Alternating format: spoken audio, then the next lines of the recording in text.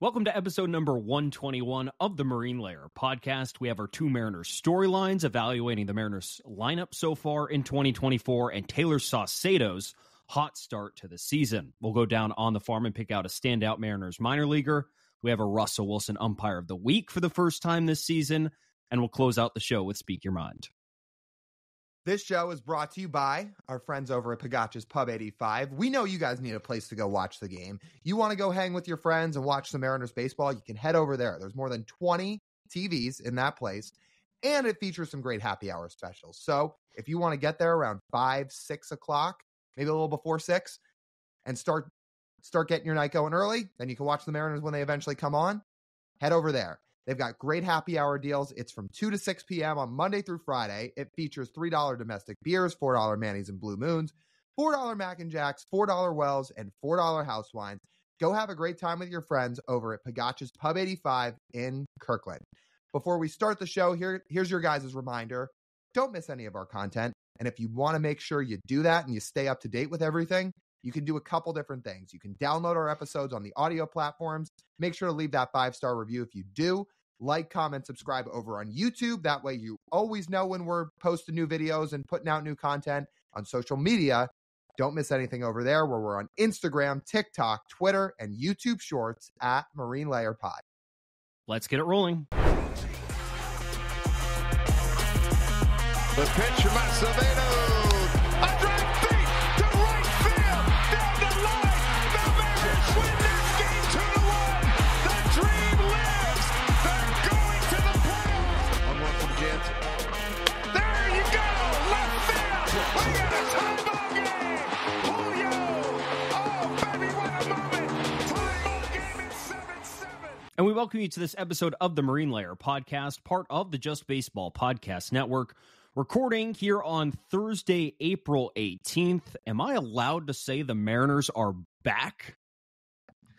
They're back. The boys are back. How about a sweep? Not just a series win. They come in and kick the door down on the Reds.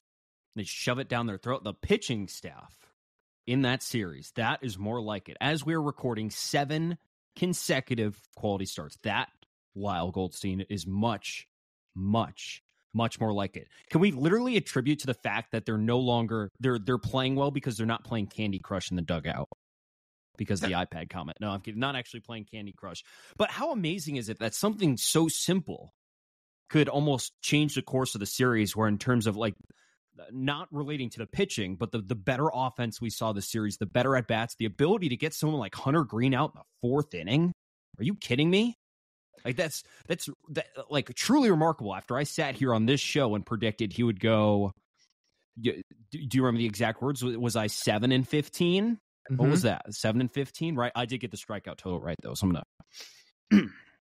gonna gas myself up a little bit, though. Just not in 7 innings. It was in 9 innings. But something as simple as, like, the players stopped watching their swings on the iPads in the dugout and instead just went out there and sort of vibes their way to a sweep at the plate. Do we think that was the whole reason for it? I know they talked about it, but do we actually think getting rid of those iPads is why they started to hit so much better? Is there a such thing as getting too analytical? Is that what the team felt like? It could have been. I mean, otherwise, would Scott have mentioned it? No. Or I don't know. Maybe, again, it might have just been a small thing. Contributing factor, but a factor nonetheless. Like, regardless, they have to play better, and they did. And maybe it allowed them to sort of think less and do more, right? And they did. Had a good offensive performance on both Monday and Wednesday, did just enough on Tuesday, and ultimately boils down to the fact that in today's day and age, you need to hit home runs to win, and that's what they did. And they get home runs for Mitch Garver, right? The power bat you need. Like, if Mitch Garver's hitting home runs, you're probably doing pretty well based on how he's looked this season. Well, I was going to say, you talked about the pitching. I cannot stress enough about the offense. Look what happens when you put the ball over the fence. You want to talk about getting back to analytics? As a podcast that is very, very pro elevate and celebrate, the Mariners were elevating and celebrating in this series. They hit 5 homers. Mitch Garver gets on the board with 1. Cal Raleigh hits 1 on Wednesday. This team featured almost no power through the first 10-ish games. And against the Reds, we started to see it. Now, they're not going to pitch immaculately and hit for just loads of power all the time. But just because the Mariners work to cut down on strikeouts this winter does not mean that all of a sudden you just can't put the ball out of the ballpark. This team has power, and they're going to have to hit home runs if they want to win games. It's not the only way they can win games. I think last year's team was too reliant on power, which led to strikeouts. But this team still has to put the ball out of the ballpark. And finally, we started to see him do it. And the debut series of Jonathan Clase looked good. He looked like he was handling himself well. He got his first career hits and RBIs. He was running around the bases. Watching him score on a base hit from second base is thrilling, exciting. It's like watching a blur out there. It's like watching the Flash television show. It's like watching that guy run. I forget his name because the show really went downhill at the end.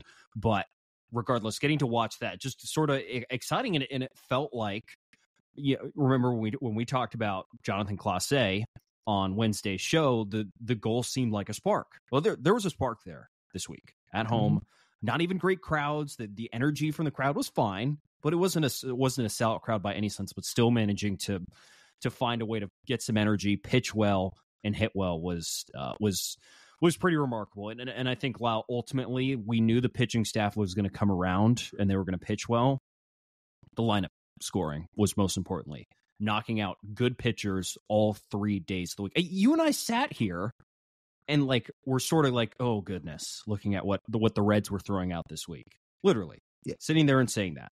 And it couldn't have been anything from the truth of what actually happened on the field. Yeah, we talked about they faced Frankie Montas on Monday, who before that start had been awesome. They lit him up. He did not even make it through the first inning. We haven't heard anything about an injury. Maybe it really was just a bad start, despite the velo being down and the command being all over the place. But anyway, they lit up Montas. They chased Hunter Green. And then they hit Andrew Abbott perfectly fine, too. And Abbott is not a tough guy to go against. Crafty lefty, really changes speeds well, good command. Mariners weren't phased. They got to him. Except the command wasn't he was trying to command them and it wasn't working. They weren't swinging at those bad pitches for the most part. Julio was actually still kind of swinging at some bad pitches, but that was a Wednesday topic. Regardless, though, if we're going to talk about Julio just for a second, those defensive plays, man, still the ultimate difference maker playing center field. It is unbelievable watching that guy run. I still cannot to this day believe he was supposed to be a corner outfielder. I cannot believe that they're he's going to be a 40-homer corner right fielder, marginal right fielder. Yeah, that's what I see when I look out in center. I was like, yeah, that's a marginal right fielder out there in center field. And it feels like it all changed for him in essentially one offseason because he did mostly play the corners when he was in the minors. He didn't play a ton of center field in the minor leagues.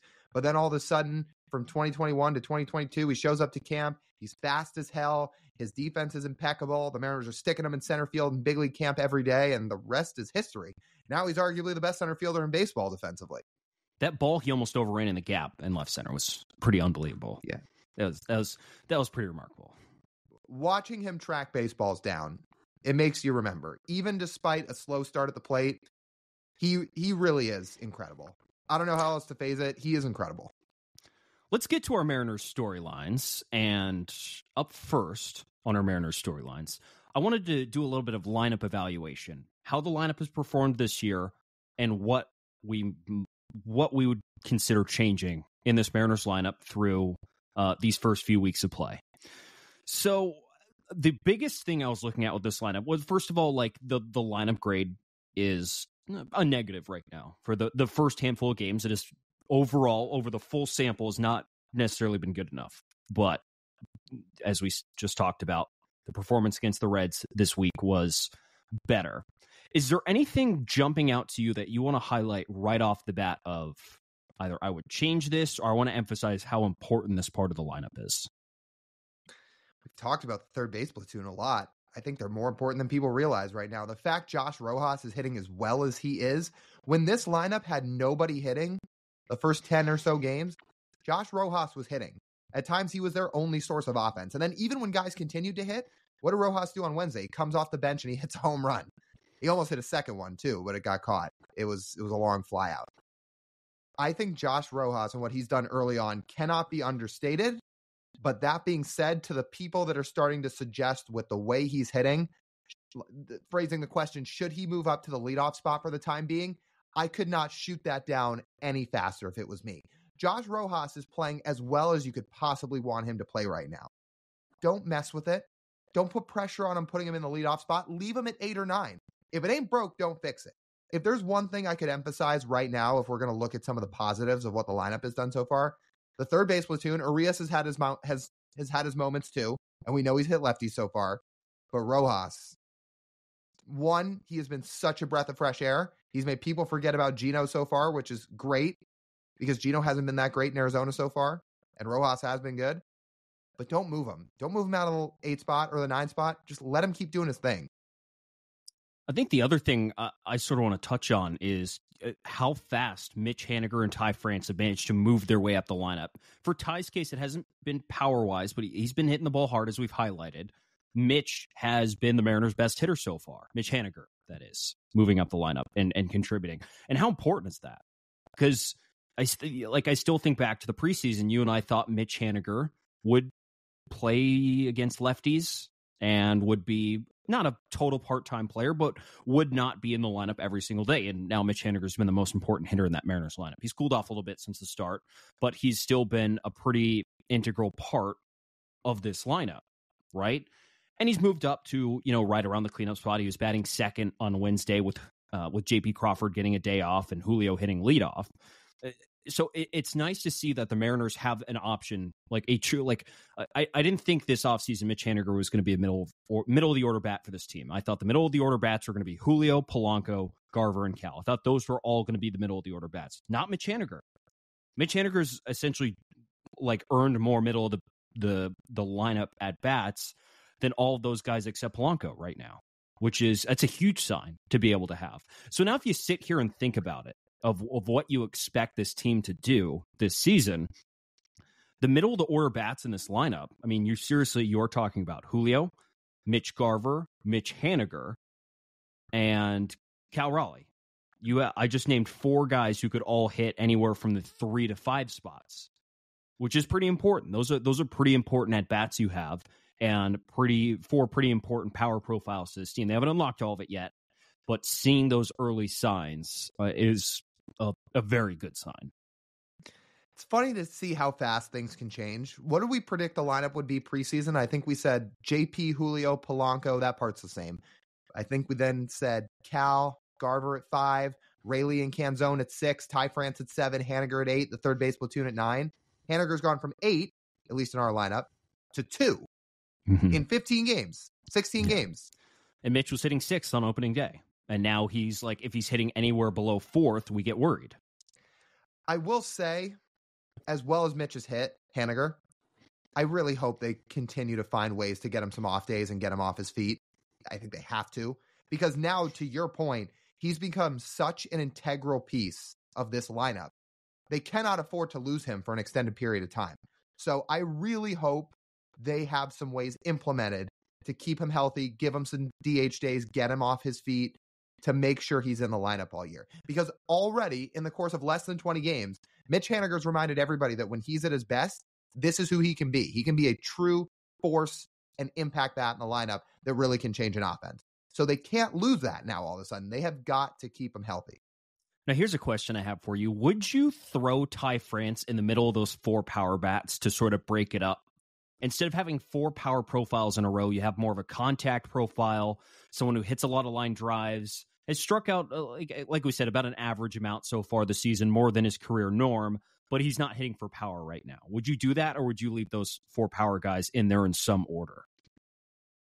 It's a good idea. Or at least I'll put it like this. It's not a bad idea. Split up the power bats with more of a bat-to-ball guy. I just feel like, similar to the Rojas idea, I know Ty France has hit toward the top of the lineup a lot of his time with the Mariners, especially in 2021 and 2022. We saw him hitting second a lot. I feel like, at least for now, he might be best suited in that 7 spot, maybe 6 spot. Just, again, let him truly get hot and figure it out then. But give him the protection. Let guys like Haniger and Garver hit ahead of him. Put him toward the bottom of the lineup. And then if he really starts to get rolling and he starts to look like 2021 or even first half 2022 Ty France, we can reevaluate then. But for now, I'd probably leave him at 7 or so. That's exactly what I was thinking. I was thinking the 7 spot is perfect for Ty France right now. not as much pressure on him, but he still has a chance to drive in a ton of runs, but there's no pressure on him to hit power, because the higher in the lineup he hits, the more pressure there is going to be that he is going to need to hit power and do damage. And he's not done that yet this year, and he will eventually. But as we talked about, like, the power comes along slower with driveline guys. Like with JP last year, came along slow. 3 home runs in his first 2 months last year, ended up with 19. Did okay, but doesn't all come right away. So for now, even a Ty France is hitting the ball hard, the 7 spot is nice. Here's a takeaway I thought. I'm thinking how many games before Scott Service thinks about doing something like this. The first 2 spots in your lineup right now, you have a 260 and a 266 on base percentage in those first 2 spots. It is really, really difficult to score runs with those 2 numbers being as it is. Scott Service has 2 options. He can let JP and Julio in those first 2 spots figure it out, which, knowing Scott, that very well might be the case. Or why don't you move Jorge Polanco up to 2 and move Julio back to 3? Get a higher on-base guy in front of Julio and give the lineup some more opportunities to hit guys in. Because having 2, as of right now, low on-base guys at the top of the lineup makes it a lot harder for this lineup to score runs consistently. That does create a deep pocket of right-handed hitters, which could favor some opposing bullpens, is the only thing. If you have Julio 3, and then you have Julio, Haniger, Garver, Ty France, and obviously Cal Raleigh's mixed in somewhere between those guys, that is a lot of right-handed bats back to back to back to back. I kind of like the idea of Polanco helping split those guys up a little bit, but maybe I'm thinking too much about reliever matchups. This would have been good for Dom Canzone to be healthy, because the way he was hitting, could you not bat him 5th there and break you guys up a little bit? For sure. Yeah. Canzone was the best hitter before he got hurt. Right. So that would make so much sense, because then you're like, okay, so then we go JP, Polanco, Julio, I don't know, Haniger, then you go Dom, and then you go Cal and Garver after that. Yeah. Or maybe Garver and Cal if you keep breaking up lefties and righties. Right. So, like, that seems like the easiest one, and that maybe is how they'll roll when they get back, though I think Canzone will probably take Ty France's spot in the 7 hole when he comes back, as they sort of shovel things around. But that's kind of where this Canzone injury hurts the lineup a little bit. It really would have helped them to have more depth, and Canzone was doing damage, which was important. It was an important part, and again, why Ty France isn't really hitting higher in the lineup. I'd say that's like the major takeaway. The other one is that Clase really sort of, his profile fits perfectly with this lineup of what they need. So we spent the offseason talking how important that Josh Rojas's 11% walk rate in the 9 hole would be great if he could find a way to replicate his Diamondbacks production. Well, if you have Rojas, if you have Rojas staying in the 8 hole, Rojas and Urias staying occupying the 8 hole spot, and you have Clase, who has good on base skills and good speed in the 9 hole, and when he eventually gets on, then you have that kind of speed on the lineup for the top of the lineup to hit in. You know, those are your best hitters up there, and your best chance to score a run is when Jonathan Clase is running the bases. So it works out pretty nicely, opposed to having, average runners of Urias and Rojas running instead in that 9 hole. That is the one thing about Canzone being out of this lineup. Look, Dom Canzone being in the lineup significantly helps the team much more when he's in it. I don't want Canzone out of the lineup. I wish he wasn't injured. The one thing about having Clase in there instead, though, is it changes the dynamic a little bit, where they talk about, in terms of the old school lineup construction, that having that 9-hitter almost serves as a second leadoff hitter to flip the lineup around. If Jonathan Clase's on base when Julio and JP are up at the top of the order, you know how much that changes things? I know this isn't an analytics thing, and we usually dive into the numbers a lot, but having a guy that you have to keep tabs on the base paths because he's so fast and can change the course of an inning or a game with his speed to help an offense, that matters, because if you have to keep so much attention on Clase to keep him true to the bag and not let him steal, that does affect things when you're attacking hitters. And all of a sudden, JP and Julio might start seeing better pitches to hit, or maybe they're a little erratic when they throw to JP and Julio. Because Clase is such a threat on the base paths, that changes the dynamic of the offense a little bit, where if he can really get on base, and in the minors he did, I think you're going to see that benefit both JP and Julio a lot, because his distraction on the base paths could help them see more pitches. You want some analytics, Lyle? I'll give you some analytics. Double-digit walk rate, 79 steals, and then a lot of frickin' dingers at the top of the lineup. Those are the analytics you need. There we go. That's all you need. But yes, Clase getting on base out of the 9 spot and stealing. I think it's going to make a big difference if he can continue to get on base. This lineup, though, still continues to change a lot if Mitch Garver becomes his true form here over the coming weeks. Then we could have a whole nother discussion of how to structure this lineup, because as of right now, I mean, we're throwing around the idea of Mitch Garver hitting like around the 6 spot potentially, depending on the left-right matchup. Well, if like Mitch Garver is hitting as he is, he's probably too good of a hitter to be hitting down there. And then that comes for more reevaluation of this lineup. I will say he did hit lower in the lineup with the Rangers last year because that lineup was pretty loaded, but the caliber of bat for Mitch Garver is enough to be higher in that lineup. So when Garver starts hitting again, we potentially have to revisit this conversation of how if we were Scott Service sitting there in the lineup, constructing this lineup, how best to operate. That could be a discussion to have. I was on the wavelength of he hit lower in the order with the Rangers.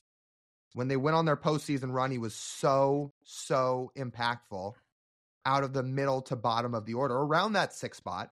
Even if Garver starts to hit, who says that isn't his best spot? Even if he's one of the most impactful bats in your lineup and one of the best hitters in your lineup.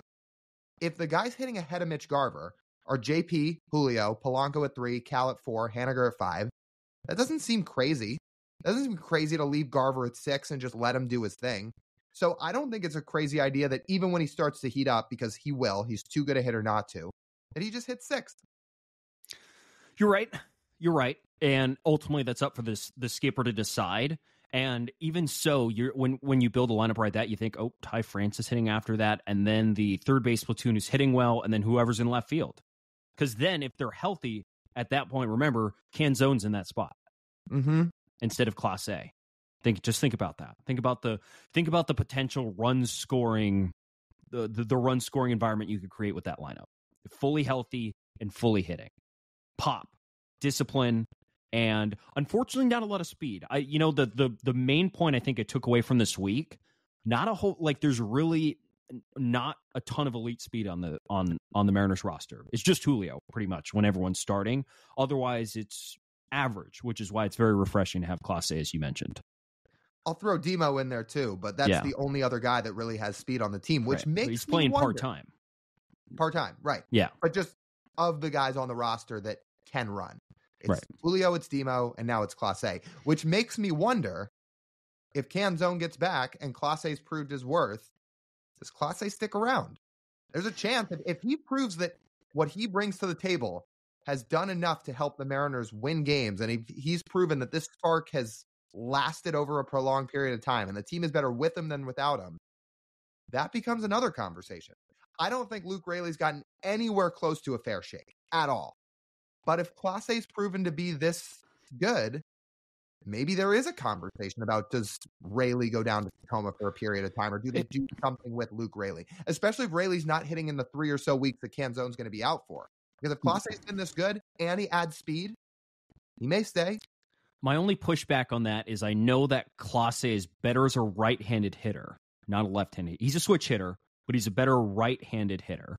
And Raley is obviously a left-hand hitter, and depends what they want on their bench, right? And this is a pretty righty-heavy team. But then they'd also get Canzone back, who is a lefty. That's a fair point. So that's a good question. Good question to solve. Then Demo would, instead of being auxiliary outfielder, would go back to being an auxiliary infielder. And then Clase A would be the one who could be serviceable in all spots, most likely spend time in left and center field. So it'd work out. Think about it. That would be, as you talked about on Wednesday's episode, a weapon to have in the playoffs if you were able to use him on the base paths. Mm-hmm. Absolutely. And a weapon to use the rest of the year, too. You need a pinch runner late in the game. Who's getting the call? It's not even a question. It's him. And that changes things. Mm-hmm. Yeah. And yeah, guys, I know we didn't mention Seby Zavala. I know. The Seby Zavala discourse is ridiculous at this. Or like, guys, if you're in that boat talking about Seby Zavala in a negative light on Twitter, he's had 12 at bats. All right. He's played like 3.5 games. Can we chill out a little bit about the backup catcher, please? Just a little. I just have like a hard time. Like, first of all, backup catchers are backups for a reason. If they were good enough to be a good big league catcher, usually they're not backups. So they're kind of hard to find. And if you're going to get a good backup catcher, usually it's one you develop. Where I see people, they should call up Harry Ford. No, they should not call up Harry Ford if they want Harry Ford catching. So Seby's staying. He's staying until they decide to do something else. And he plays once a week. Gets 3 at-bats a week? So right. I have a hard time losing too much sleep over that. And how does that help Harry Ford in any way if he's playing once to twice a week? Doesn't. Let him play. And oh, by the way, we love Harry Ford and we know he's a great player. But just speaking on his first few games in Double-A, he isn't off to the hottest start at the plate. You want to yank a 21-year-old who's off to a slow start at the plate in Double-A from Double-A to the big leagues? It seems a little premature. Of course I do, Lyle. Come on. Yeah. I think Seby Zavala is fine, guys. Again, he's played barely at all. Let's give him some time, all right? Like, it's April 18th when we're recording this. And, like, did you guys expect him to be an offensive contributor? I didn't. Like, once we get past that mental block, it becomes a lot easier to see. Like, on the days the backup catcher is playing, don't expect a lot out of the catcher position in the lineup. Yeah, it's okay. Yeah, his defense probably needs to get a little bit better. Hasn't been great. A little bit, but he is known for being a defender, so you would assume that it would. And again, he's played 3.5 games or whatever it is. And keep in mind, too, this is not a Mariners thing when you have a backup catcher in on a Sunday afternoon that doesn't hit a lot. That's a Major League Baseball thing for the most part. Most teams do not have, when they're at their best, Alejandro Kirk and Danny Jansen like the Blue Jays do. Like, years where Kirk and Jansen were both playing at their peak, when they were both arguably top 10 catchers, most teams do not have that. Most teams have a starter and a true backup, and the true backup doesn't play that often. It doesn't hit a whole lot, but he's there to play defense and give the main guy a little bit of a time off. And if people want more reassurance that, like, just give Seby Zavala a chance, go check Tom Murphy's baseball reference page and then get back to us. We love the Murph, but he ain't off to a hot start. As evident from him getting on the hot mic this weekend and just dropping a major F-bomb. If anyone needs a summary of how Tom Murphy's season is going, go to our Twitter account, watch that clip, and that's all you need to watch, because that's how his season has been. Yeah. Yeah, it's been a tough go for Murph. But you know what? I think the Mariners lineup is trending in the right direction. I think that's very, very apparent from how they played against the Reds. I think it's fair to expect a series win against the Rockies this weekend. You can't ever expect a series sweep ever in baseball, but they should win this series against the Rockies. And they should score some runs against that rotation, because their rotation's not very good. In that ballpark, although I will say the weather doesn't look too appealing this weekend. Oh, like a place that probably should have built a... Should they build a roof? No, who needs roofs on a ballpark where games can get canceled for water? No, okay, I will say, when I say unappealing weather, it looks like it's going to be fairly cold. I don't know if it's supposed to rain, at least on the forecast on the weather app. It didn't say any rain yet. It just looked like it was going to be a little bit cold the first 2 days. So the roof argument reigns supreme, though, because 50% of today's baseball games got rained out. Sad. Yeah, that's a good way to summarize it. Build a roof, people.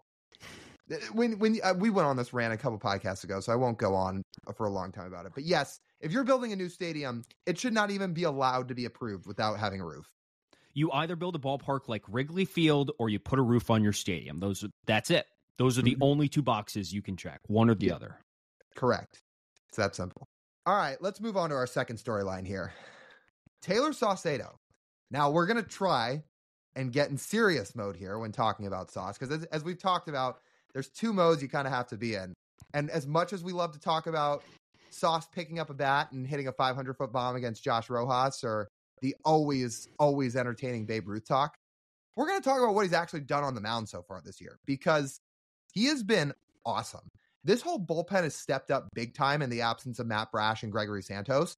And you could highlight a bunch of different guys. I talked about Trent Thornton this week on Twitter, saying how he's been way underappreciated. But we're going to focus on Sauce for this segment because he has been used in just about every situation so far this year, and he has risen above the moment every time. The dude's got a 2.74 ERA, and all of his expected numbers are even better than that. He has looked dominant. His performance off the field has been more important. The Mariners are 5-2 since he tweeted Babe Ruth is real. Turning point of the season. The reverse jinx does work sometimes. See, now you've got us back into Babe Ruth sauce mode. Like he directly contributed to this. The Mariners had an excellent week because of that tweet. You know what? How do we up his war for that? Like, how do we call up Fangraphs and Baseball Reference and say, you know what? Push it up. I don't think anyone, you can't prove that they didn't. No, you can't. It's like the imaginary Babe Ruth came out of the sky because he was imaginary, right? And he was a ghost back in the 1900s when he was playing for the Yankees. So he's still alive, obviously, because he's immortal. Comes down and is like, I appreciate you supporting me, Sauce. Here's a 5-2 week. I really tried to start that segment serious. I really did, saying, he's really pitching well. Everything's working for him right now. And immediately back to Babe Ruth talk. Do you want some statistical analysis? Look at his Baseball Savant page. Those of you who like dabbling in that, and come away with any terminology besides "holy shit." I dare you. I dare you. It is a lot of red. He's doing a lot of things that he probably won't sustain. He's striking out a third of his batters. He's not a strikeout pitcher. He's struck out 21% of his batters last season. His sinker has been way better than it was last season. Like, it's up to an exceptional start so far this season. We're talking to like a 138 expected batting average, 162 X slugging. The average exit velocity off of it is not even 84. Like, it's absurd. That is an absurd pitch at that moment. Those numbers are pretty hard to sustain. They'll probably come up a little bit. But, outside of some bad luck against the Red Sox, where the Red Sox managed to drive in a handful of runs off of him on pitches that were not even close to being strikes, but somehow they put the bat on the ball, and all you can do is tip your hat to them. He's been like total lockdown. And it's come to the point where Scott Service, trusts him to get the biggest outs when they need him the most. Ryan Stanek's melting down on Tuesday night, and Scott needs a guy out of the bullpen, and Stanek dives into the turf, and he roughs up his hand, and Sauce needs to get ready quickly, and it is Sauce that comes in and gets the final out for Scott. That was, are you familiar with leverage index? I don't know. Like on Savant? No, it's on Fangraphs. It's a Fangraph stat. So it is the higher the number, the higher leverage the situation is. I forget if 1 or 0 is average, but there is an average number there. I believe 1 is like average leverage index, and then anything above is way more. Anything below is not leverage. But that was the second highest leverage situation he's entered in on the Mariners. Like, that's pretty telling. Hey, the game's on the line. We've struggled to start this year. Sauce is coming in to close out this game. Like, pretty cool. Pretty cool that it's that out of all guys. I mean, it's Saucedo. Hey, get up quickly and got to get this. That's the guy he trusts to go get that right there. That kind of speaks a lot, and it comes back to Scott saying, hey, he's our silver bullet. He can do a whole lot of things for this team. I was going to say, you look at the outing he had against the Reds, where he comes in for one batter, gets the final out, and gets him out of a jam to win the game. Paired with, not too long ago, he was in Milwaukee throwing 2 2/3 innings of scoreless ball, because when Emerson Hancock got roughed up, the Mariners needed a lot of bullpen help that day, and they had to fill a lot of innings. And Sauce usually doesn't go prolonged outings like that. It's just usually not the way he's been deployed. But he went 2 2/3 innings of scoreless ball. He threw 40-plus pitches. He was awesome. So they've used him in a lot of different ways. I think that's what Scott Service means by calling him their silver bullet. He's pitched in so many different scenarios this year, and none of them have proven to be too much for him, to the point where Scott called him a utility reliever during his media session on Wednesday. And I actually like that phrasing, meaning it does not matter what situation you throw Sauce into. He's built for it, and he can execute. He's proven that so far through the first month of April. And having that paired with Gabe Spire, 2 really dominant lefties that you can trust, that does a lot for a bullpen. I'm kind of jealous of the situation Scott Service is in when managing his bullpen. When Santos and Brash get back, you're going to have 4 high-leverage righties, a high-leverage lefty, a utility reliever in Tayler Saucedo, who can do everything, and then a long guy in Austin Voth. Isn't that every manager's dream right there? And you're still leaving out Trent Thornton. This dude. And Trent Thornton, sorry, yeah. And Trent's been really good so far. Isn't Trent's ERA now under 1? I can confirm that in a second here. But this dude has been almost impeccable, Trent Thornton. And if Trent Thornton is literally the last guy in the bullpen, that's crazy. Or maybe you call it Voth if Voth's going to be more of the long reliever or is used in different situations too, because Voth's been more used as a traditional reliever so far rather than used at length.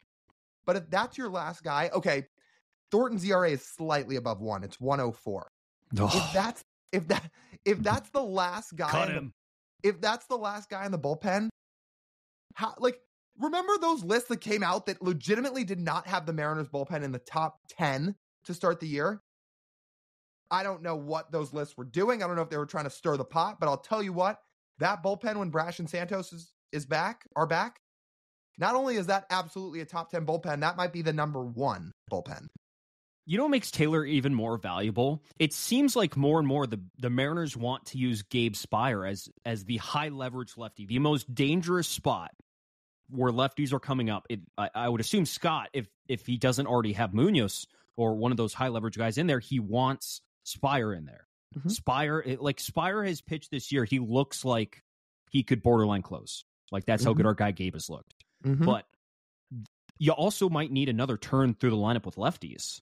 And having a guy like Sauce to also be there and do that with, no disrespect to how Sauce has started the season, but like a utility, like an ultra utility lefty and then a high leverage lefty too. It's like the perfect combination, the perfect like double barrel of lefty you could have. This team has to get to the playoffs, dude. They just have to. And they have to stay healthy. But if you get to the playoffs with this rotation and this bullpen, good luck to every opposing team. Like, just get in. The offense is enough when everybody starts to click, and they will. When Garver starts to click, when Ty France really starts hitting for some power, everybody, JP, Julio, that is a good enough offense to get yourself through the postseason, paired with what might be the best rotation and bullpen in baseball. If this bullpen can all stay healthy, and those are your 8 guys going into the postseason, there's no bullpen out there that's that good like the Mariners have. No bullpen's going to match that if everything goes the way we think it's going to go. And when Tayler Saucedo's your utility reliever and he's your number 5 or 6 guy out of the bullpen, but he's been so good that his xERA sits at 154, it's amazing what the Mariners continue to do with bullpen arms and what Tayler Saucedo himself has managed to do since getting to Seattle. Because all of his hilarious off-field theatrics aside, which we love, when it's time for him to get serious and get on the mound, he gets up there and dominates. Yes, sir. He follows the North Star to the mound and through the lineup. Yes, he does. Sorry, I had to get one last one in there. Before we get to On the Farm, let's hear a word from Game Time. Have you tried getting your tickets to see your favorite team, the Mariners, this season? And either the price was too high, the seats are bad, the interface wasn't usable. Well, that sure happened to all of us more times than we could count. That won't happen with Game Time. Game Time is now an authorized ticket marketplace of Major League Baseball, which makes getting tickets even faster and easier. Prices on the Game Time app actually go down the closer you get to first pitch. When you're looking for the Mariners and the Diamondbacks next weekend, use the Game Time app. Tickets to all 3 games, as I was checking earlier, all under $25. You can save even more money with zone deals, where you can choose the section and Game Time chooses the seats. Shop smarter with the all-in pricing feature, so you don't have any surprise fees at checkout. Take the guesswork out of buying tickets with Game Time. Download the Game Time app, create an account, and use code JUSTBASEBALL for $20 off your first purchase. Terms apply. Again, create an account and redeem code JUSTBASEBALL, JUSTBASEBALL, for $20 off. Download the Game Time app today. Last-minute tickets, lowest price, guaranteed. Let's go down on the farm. Okay, Lyle. First time we're doing this segment this season. Who is your standout Mariners minor leaguer of the week? This is a little bit of a double-edged sword but it's Colt Emerson. So let's give you the full picture here. His first 5 games in Modesto, guy is off to a torrid start. 318 average, 2 bombs, 991 OPS. There was already thought that Colt Emerson could be a fast riser despite how young he is because of his advanced approach, the amazing hit tool, the power he possesses. And he seems to be proving that early on.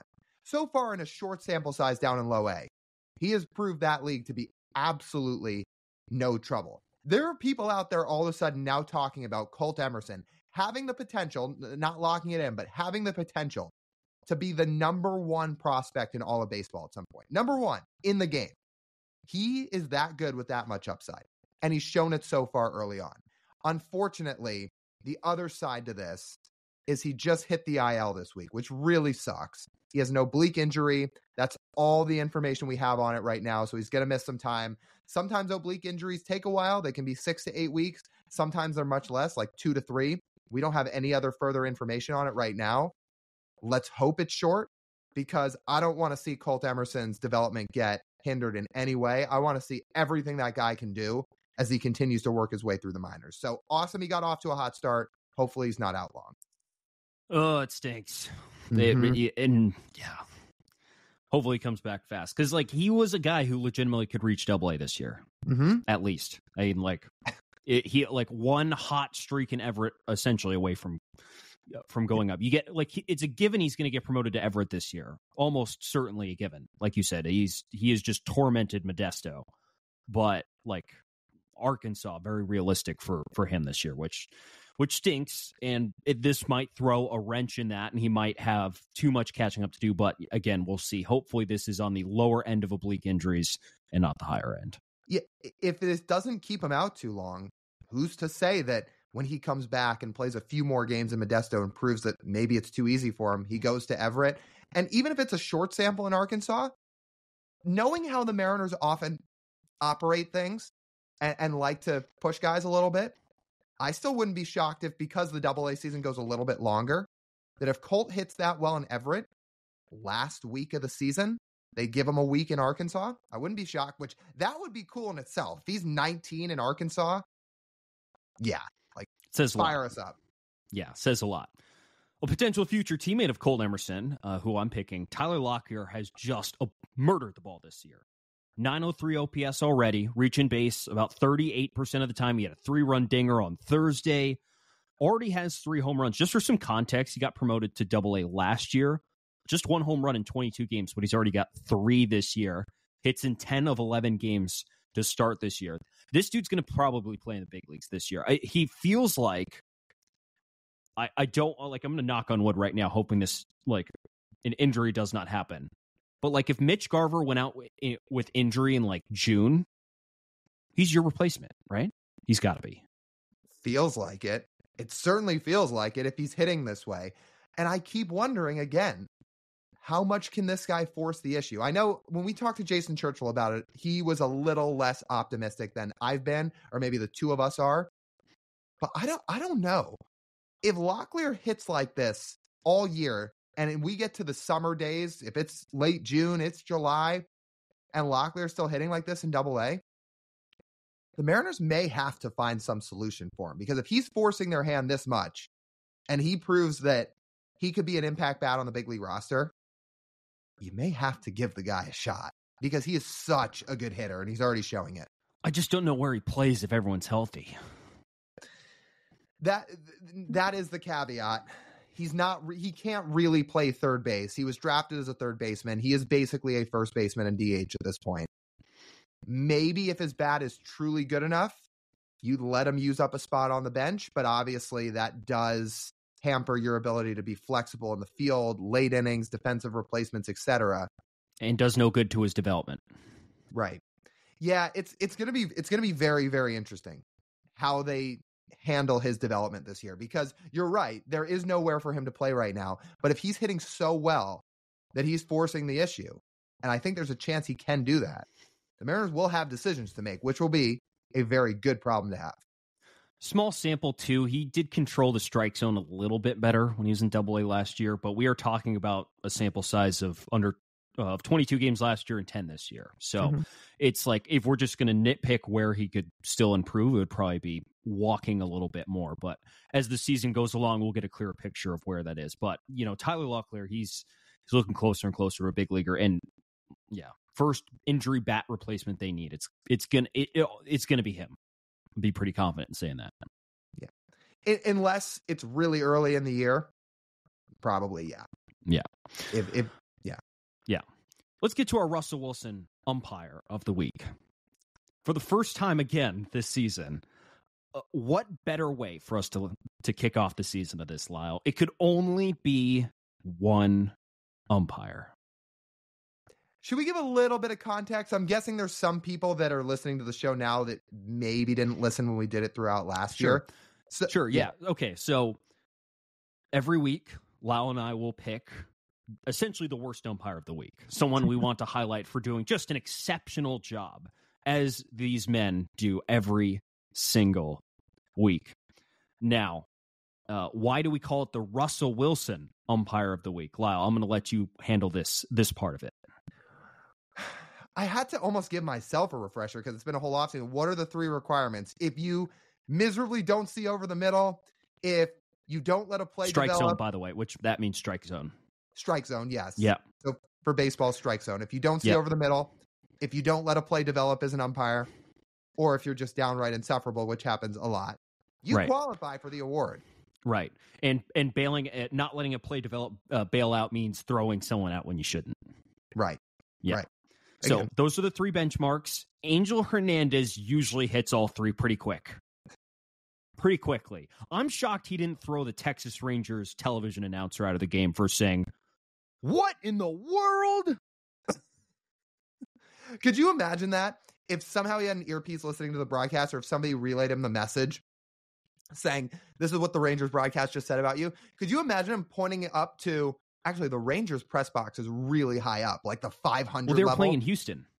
Oh, okay. So in Houston still. Could you imagine Angel Hernandez reaching, or like pointing his finger up to the 200 level right at the broadcast booth and doing the eject sign, like "you're gone," to a broadcaster? That would be a first. Thankfully, that day we will get because we will get the audio reaction and every word uttered out of the announcer's mouth as he's getting ejected from the game by the home plate umpire. That would be unreal. Yeah. This dude, Angel Hernandez, missed a call in that Rangers Astros game that I could not believe a human umpire missed, let alone Angel Hernandez. Even for Angel Hernandez, this was unbelievable. This off-speed pitch that he called strike 3 on to Wyatt Langford was the farthest pitch off the zone to ever be called a strike since the creation of the umpire auditor. And he rung Wyatt Langford up on it. If you haven't seen this replay yet, go watch it. You will be just as shocked as everybody else was to see where this ball landed and to see it get called strike 3. And the 2 pitches before were almost as bad. Did you call strikes? He called 3 strikes on Wyatt Langford that were at least 5 inches off the plate. 3 straight times. It is unbelievable how that is possible. I don't know how every coach on the Rangers didn't get thrown out of the game for watching that at bat. I'm shocked Wyatt Langford didn't get thrown out of the game. Maybe he's too early on in his big league career to feel like he can argue with umpires, but that was a new level. Bryce Harper would have turned around and punched Angel Hernandez in the face if he called that a strike. How does the umpires union not do something about this guy at this point? I know we always say, why doesn't Major League Baseball do something? Well, it's because the umpires have this ridiculous, stupid union that they formed all those years ago. But if you're the rest of the umpires union, why don't you do something about it? He is such a bad look, not on just on all of you other umpires out there, but the entire league, dude. It's like, it's enough already. Get rid of the guy. Okay, I have a stat for you. Ready? Mm-hmm. Of the last 53,000 called third strikes in MLB games, the Angel Hernandez called strike on April 12th was the farthest off the plate. 53,000. Do something about it, umpires union. Again, I don't know what you're waiting for. I don't know what your holdup is. Stop letting him umpire games. I have 2 more things. One, did you see the overlay where they put Anthony Rizzo in the lefty box Yeah. And so some context. So somebody put a ghost of Anthony Rizzo in the lefty batter's box, and then they threw that pitch. The pitch is what hits Anthony Rizzo. If you wanted some context on where the pitch ended up, that's where it would have hit a left-handed batter, and it was called a strike. Second one, that wasn't the only bad call Angel made this week. Do you remember the other one? Well, I saw he missed a total of 21 total balls and strikes calls the other day in a separate game. Well, okay. Well, he had that. He rung up our good friend Spencer Torkelson on a check swing that wasn't a swing in the Mets-Tigers game. Mm-hmm. Torque brings his bat parallel to home plate like this as he's swinging, and the ball clips his hand as he's going by. Now, the rule is if you go around and swing, it's a strike because you were swinging at the ball. Well, Torque didn't swing, and the ball still clipped his hand. Angel Hernandez then said, no, he swung. It's a strike. And AJ Hinch is sitting there like, what? And Jason Benetti is like, no, he didn't swing. And he's still umping games. I don't know. I'm in disbelief. I'm not in disbelief. I'm in very much belief that he's still doing it. I just don't understand why the umpires won't do something. Well, not a logical group, Lyle, because if they're logical, they would adapt the challenge system right now, and they would fire Angel Hernandez. Or at least demote him. How do we get whoever the next player is to be on this episode, or to be on this podcast, I should say, how do we get them to start tapping their head when there's a call that happens that they disagree with as a way to show protest, but it's not literally turning around and showing up the umpire? At least, could you do it subtly enough times before you got thrown out? You'd probably get thrown out the first time, or maybe the second time. I'll say the first time they might not notice it, because obviously seeing is Angel Hernandez's strong suit. So, why? How hard is it for the umpires union to not why can't they have a promotion relegation system like every big leaguer? It's a damn meritocracy out there. If you suck, you go down to the minor leagues. Just like if a player sucks, he goes down to the minor leagues. Umpires should be held to the same standard. They should be. Our ump of the week segments don't usually go quite this long, but when it's Angel Hernandez or CB Buckner, we'll go on about it. You want incentive to be right? That's a hell of an incentive to be right. You like your paychecks? Yeah, you better get these damn calls right. Oh, Angel, there will never be another like you. No, there will not. Hopefully the umpires union make sure there's not another one like that. Yeah. All right, let's wrap up with Speak Your Mind here. What are you thinking about this week, Tej? I don't know how many of you spend a lot of time on the internet. I'm sure a lot, because you follow. I assume most of you listening follow our stuff or see our stuff on the internet somehow and not directly from Lyle and myself. So you probably see something. And in case you didn't know, the Seahawks hired a new head coach. Lyle, did you know that? They hired a new head coach within the last few months.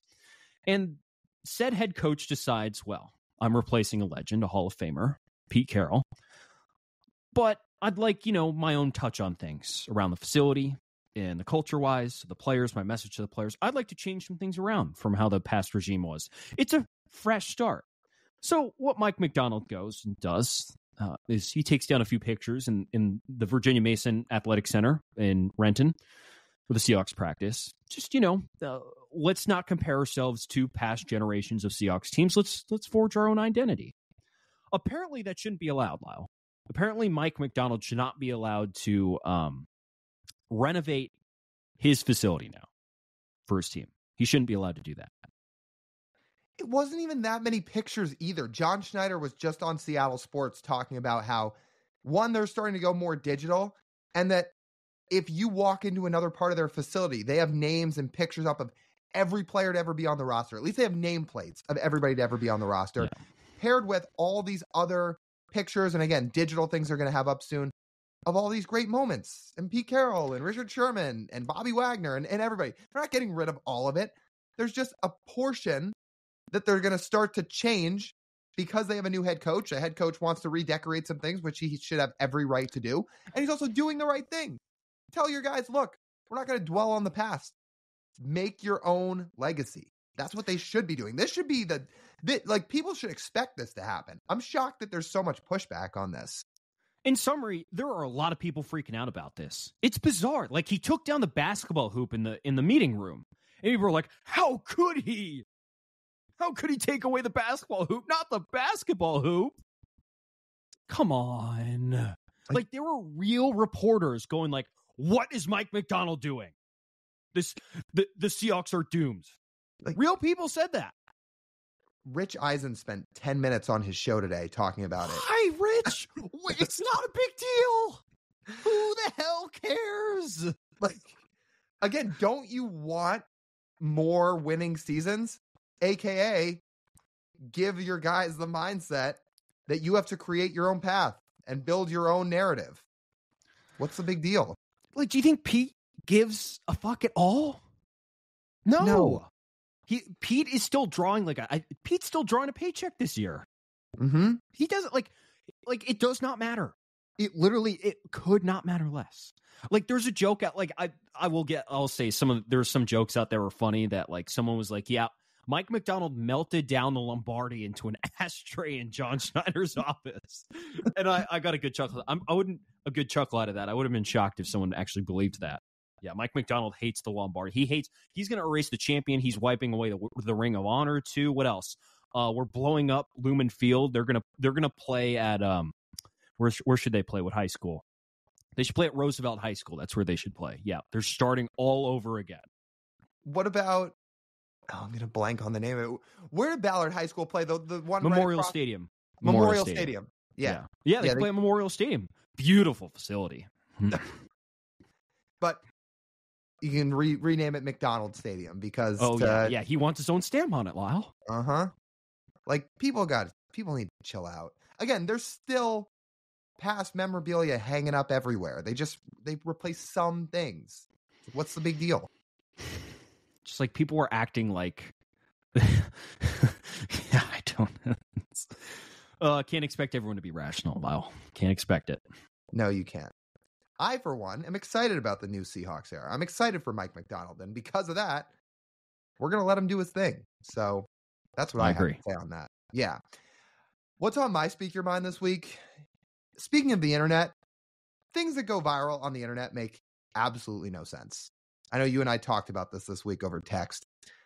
So the Mariners have this new celebration, right, when they hit home runs. You see Cal Raleigh, at the very least, have done it a couple times now, where he taps his fist twice and puts the one finger up in the air.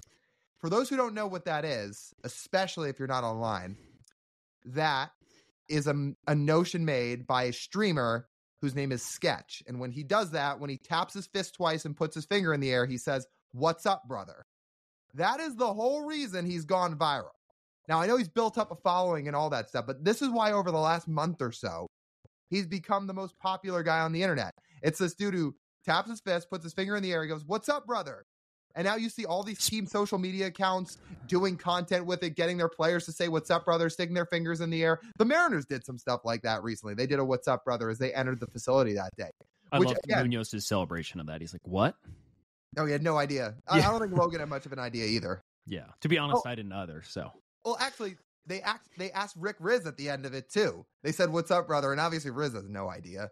It's like, "What's up?" is another Mariners win. He's like, "Oh, yeah. Hell yeah, Rick." Yeah. Well, I do like that mentality. But it just makes no sense. If one of us was to take a video saying, "What's up, brother?" I don't think we're going viral. And I'm saying if we had done that before Sketch was ever famous, like, I don't think we're going viral, which is why it makes no sense the things that go viral. Special teams, special players, special plays, right? Is that what it is? So that's the second thing that he always says that's gone viral. I think you slightly jumble it. I think it's special teams, special plays, special players. Okay. Yeah. We need to do something stupid, go viral and retire. What should we do? What should we do? We should need to figure something out. I think that's on our to-do list this year. What could be original? I'm thinking of all these like recreated things we could do. Could we make a scene on an airplane and get kicked off? Yeah, I guess so. Although I know she came back in the news this week, not for a good reason. Let's see. Yeah, I don't know. We could do that. I mean, I've done things that could get not make me famous. No, probably not for good reason. Yeah, we could think of something though. Something like emotion or saying or. Yeah. let's start a suggestion box for this. What ridiculously stupid things could we do that are original that somehow make us go famous on the internet? Well, you guys can let us know. We can all create an idea box together of what we could do to somehow blow up. Yeah, I like that idea. Yeah, again, like internet fame and not having to work much anymore. That sounds pretty good to me, Lyle. So let's do it. Let's do it. Because Sketch's life right now looks great. He's living life. Does he make a lot of money? I'm assuming. Well, he's famous now, so yeah. He's probably gonna get like sponsorships and stuff now. Yeah, maybe. Yeah, I don't know. But he's certainly got a lot of eyeballs on him, and that's what people value. So, yeah. Again, the things that blow up on the internet make no sense. No, I couldn't have imagined in a million years this would be famous, but now it is the thing that's famous. What's up, brother? Did it start before this week? Yeah. I would say the last month or so it's been a thing. And over the last few weeks, it's really picked up. Okay. Well, I think that's something for us to brainstorm. Okay. Well, like, do you remember when Cal hit the home run in Toronto? He did it then too. That was over a week ago. Yeah. Yeah. So I don't know. Things blow up for weird reasons, but welcome to internet culture. Yeah. Okay. I think that just about wraps up this edition of the Marine Layer podcast. You guys know the drill. If you want to listen to the full form podcast, you can do so wherever you get your audio pods. Make sure if you're listening, guys, leave us that 5-star review, download the episodes, leave a written review. It all helps us out. If you're watching on YouTube, you see that subscribe button. You can't miss it. Just click it. That way you'll always know when we're posting new content. Make sure to like this video and leave a comment if you're watching on YouTube. And check us out on social media too, where we're on Instagram, TikTok, Twitter, and YouTube Shorts at Marine Layer Pod. That's TJ. I'm Lyle. As always, we thank you guys for tuning in. We'll talk to you soon.